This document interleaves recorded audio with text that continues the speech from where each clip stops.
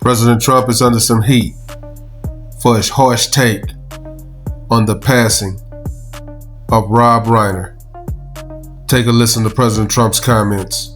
Well, I wasn't a fan of his at all. He was a deranged person as far as Trump is concerned. You know, it was the Russia hoax. He was one of the people behind it.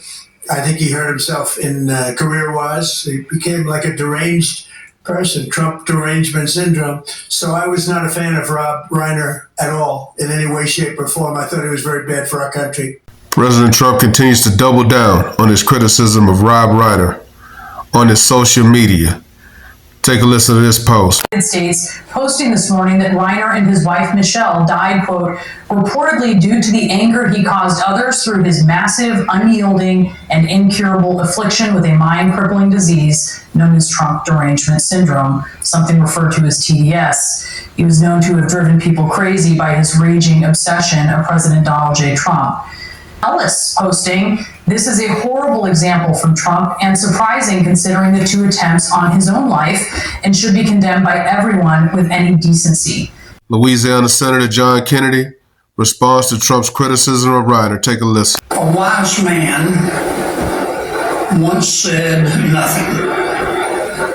Why? Because he's a wise man. I think President Trump should have said nothing. He's damned if he do, damned if he don't.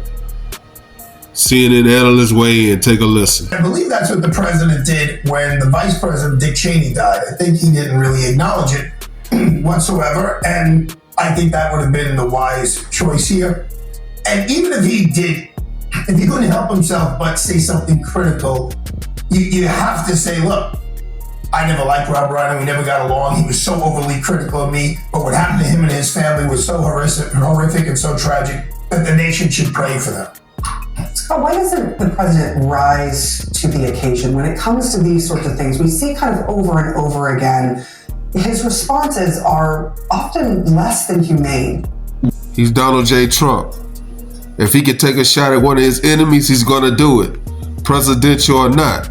That's just Donald J. Trump for you. Well, I agree with Arthur. I think he should have said nothing. Look, I'm not surprised that Donald Trump didn't have anything nice to say about Mr. Reiner. Reiner was one of his most vocal critics and did for, basically a decade say he should be in prison, called him a fascist, et cetera, et cetera. But the correct answer here, and the advice I would have given him, is just put it in your pocket. You're allowed to harbor opinions and feelings about people, but in this particular case, someone was tragically murdered. Look, we just, as conservatives, we just rolled out of one of the most horrific things that have happened to our movement, which is the murder of Charlie Kirk. And I have been very critical of everybody who celebrated that murder, the thousands and thousands of liberals who celebrated that. They shouldn't have done that either. And so, in this particular case, putting it in your pocket would have been And things Rob Reiner did not celebrate Charlie's murder. Yeah. He condemned it very vocally. So yes, on one hand, he's done more than just criticize Donald Trump. He's raised millions and millions and millions of dollars to make sure Trump didn't become president. However, when Charlie was executed, Rob Reiner came out forcefully and said, I don't care what anyone's politics is. Because one of Donald Trump's biggest haters from The View, Anna Navarro, and she can't wait to take a shot at Donald Trump. And I would suggest that the office of President of the United States comes with a higher bar and a certain duty. And if he can't exercise the duty, then just shut up, keep your mouth shut, and keep Rob Reiner's name out of your mouth, particularly today. But what happened to that family is really an unspeakable tragedy. It's so hard for me to wrap my arms around. And there are millions of American families who are dealing with children with mental illness and drug addiction. And as a family, my own family that has suffered from the consequences of drug addiction, I can tell you that the biggest fear of any parent, and they can be very good parents who don't give up on their child and who love that child, but can't save the child no matter how many times you send them to rehab, no matter how many times you send them, no matter what pills you're on, sometimes you just can't reach a kid. And the biggest terror of one of those parents is that that child will hurt themselves or hurt somebody else much less somebody in the family. So what is happening to this American family is tragic. And for Donald Trump to use the occasion, not to rise to the occasion, but to lower himself to a level that I can't even imagine, and attack Rob Reiner and say his death was caused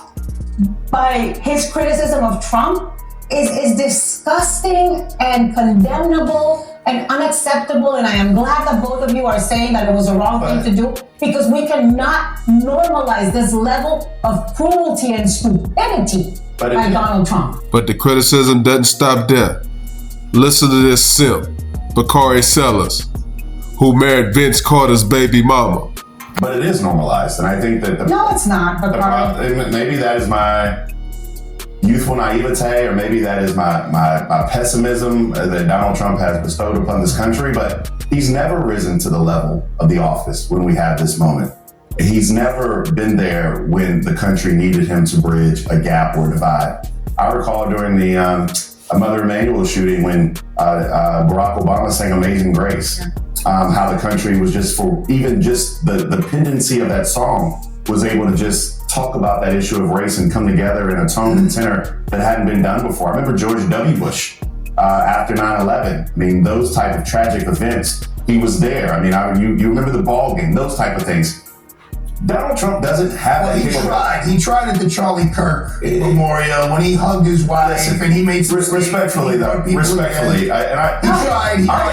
Do you remember the Charlie Kirk memorial? He said he disagreed with forgiving. Yes. I will tell you this: the bar for Donald Trump is in hell, right? That's where our expectations are for him. And for somebody to simply say that the president of the United States, when somebody dies in the fashion that they did, should just be quiet. We need to all look at ourselves and say that is the standard that we hold for the president of the United States? That this man that is 80 years old is incapable of actually having empathy? This man who's 80 years old is incapable of being an example for our children, regardless of Democrat or Republican? And the bigger condemnation I have is for those individuals who call themselves evangelical Christians who surround the president of the United States, but then look at this type of nonsense and turn a blind eye to it. He has a prayer council. They laid hands on him. With what? Gloves? Mittens? I mean, that ain't getting through. I mean, who are they praying to? And so I have a great deal of disdain for, and listen, there are people who will say, I love Donald Trump's policies. I hate the man that he is.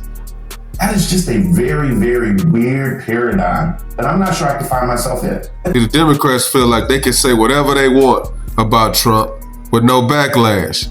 He just said Donald Trump belongs in hell. Well, that's how Donald Trump feels about Rob Reiner. Get over it. I've two issues with this statement today, right? Certainly silence would have been vastly preferable to this. But number one is just the sheer and utter soullessness of this statement. How long was it between the actual murder and the statement? 7 hours? 6 hours? I mean, not even a moment of breath and grace. But number two, as Anna referred to, the statement spreads misinformation. It suggests that the cause of the murder was something about politics or Rob Reiner's view of Donald Trump. That is dangerous. We see how quickly the tiniest little flicker can cause conspiracy theories and inaccurate information to take off. It's irresponsible of him to do that. And I'm actually surprised. It could have been an opportunity for Donald Trump to say, look what narcotics do to families. This is one of his number one issues. It's why he's doing what he's doing with Venezuelan votes, right? And he could have said, you see what these drugs do to these families? It's horrible. My blessings, my prayers are with them. Yes. This man just said Donald Trump is soulless. And then he wants to say Donald Trump could have mentioned Venezuela. Y'all don't even agree with him doing what he's doing in Venezuela. I mean, these guys, man, are ridiculous. Definitely a missed opportunity on the level and I didn't think about your level, but on the level of what Anna is saying, he could have risen to the occasion and just said, putting all the politics aside, this was an absolute American tragedy. I have sons. It's unimaginable, and let's all say a prayer and hug each other, hold each other's hands at the prayer council. Think of this family today. Think about a daughter who walked into that house and found her parents. And not another son as well. I just, given what we just lived through with Charlie, I mean, every conservative that I know is still very much processing this. And I'm going to stop you there because I want to play some of the reaction to when Charlie Kirk was killed. Here's sort of just a smattering of what was said mostly from Republicans. This is what John Kennedy was saying about sometimes it's best to be quiet because CNN can't wait to play back everything you said. Take a listen. Over the last 11 days, we have heard stories of commentators, influencers, and others in our society who greeted his assassination with sick approval, excuses, or even jubilation. The man wasn't even buried yet, and Democrat members of Congress were denigrating his memory. Many Democrats in elective office have now been totally captured by a radical fringe of the far-left base who want to dehumanize every person they disagree with. We must continue to call this wickedness out. Some of the very same people who spent the last 8 years trying to sit in moral judgment of anyone who disagreed with them about politics suddenly started cheering for murder. See, this is where the Democrats can become unhinged with their criticism of Donald Trump. He's evil, he's despicable, he's a hypocrite. But watch them do the same thing. The hypocrisy that you hear there, right? You hear them talking about the left doing this. And then the statement, how do you square those two things? I don't. I disagree with the statement. I wish he hadn't made it. And as I mentioned, what happened after Charlie died, lots of people were quick to celebrate the death, call him racist, call him Nazi, attribute statements to him that he never made, et cetera, et cetera. And those of us on the right who knew Charlie and loved Charlie, were quick to call that out and say, this is misinformation. This is a heinous way to treat someone who left behind a grieving widow and little children. So I don't swear it. Because if our conservatives, we're still processing that. Yeah. And if we want to expect other people to live up to a standard that they didn't live up to after Charlie, we should. But Scott, this is more than just other people, right? And I agree with you. Anybody who celebrated after Trump got shot, shame on them. Anybody who celebrated after Charlie Kirk got murdered, shame on them. But I refuse to hold some trolls on the internet or some influencers or fringe people, whomever they are. Well, it was elected officials, members of Congress, very important. I will not hold them to the same bar that I hold the President of the United States. I think, he's got the biggest bully pulpit. And as anybody who's ever been attacked by Donald Trump knows, once he attacks, it gives permission to so many others that hang on his every word to do the same thing. And it hurts my heart to think about Rob Reiner and Jake Reiner. The siblings, the siblings who are the victims also of this crime, and what's going to befall them from social media because of what Trump just did. It's just irresponsible and horrible. The fascinating part about this conversation, though, is that if Trump is one thing, he is consistent. And I've always told people that Trump has, I've always referred to Trump as one of the most honest brokers we have in politics. He told us exactly what he was going to do when he was running for president. He's executing on those plans. But even when he came down the escalator in 2025, we had 2015. I'm in a time warp. 2015. The essence of one. I think the quote is, "Character is who you are when no one's watching." Right. The essence of Donald Trump's character has never been in question. People who worked with him, people who contracted with him, people who rented from him, people who knew him from back in New York, people who he denigrated Ted Cruz's wife. He called her ugly, right? He created nicknames for people on the stage, and he was running for president of the United States. That what we have done in this country, Democrats, Republicans, and even more importantly, the mainstream media, I hope people hear that, even more importantly, the mainstream media, is we have created a bottomless pit of character for the people that we elect to high office in this country. See, he just described elected officials, which he's talking about Donald Trump, as a bottomless pit. And what's a bottomless pit? Hell's fire. The Democrats can go on and say these type of rhetoric, quotes, and it's okay. But when Donald Trump says Rob Reiner could go to hell, he's getting crucified for it. Now, do I agree with Donald Trump's comments on Rob Reiner? But that's not for me to judge. I mean, we don't know what him and Rob Reiner relationship was like. And so if he took a chance to shit on Rob Reiner, that's on him. He's going to have to live with that. He's got to be judged for that. But the Democrats can't point the finger until they first point the thumb. Let me know what you guys think. Drop a comment.